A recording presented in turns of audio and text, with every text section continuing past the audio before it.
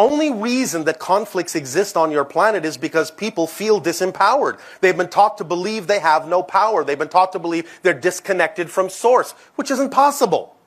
And so anyone that feels disconnected from source, disconnected from their power, will feel powerless, will feel out of control, will feel alone, will feel like a victim, will feel miserable. And if they have no connection or no idea of their connection to their own inner power or to source, then the only way they can imagine gaining power is to manipulate the external reality and force others to see things their way. Remember, you have a saying on your planet, misery loves company. It takes a victim to make a victim.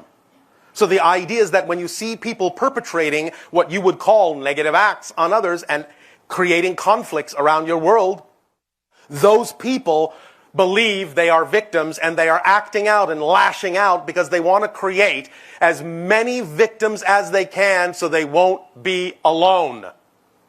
So they will feel connected. But you can teach them by example that they can connect in another way.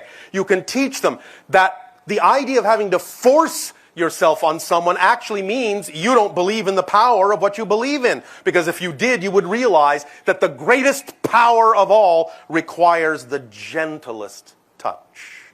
Because if it's truly powerful, it doesn't have to exert itself at all. Look at the idea of what you call creation, all that is, God.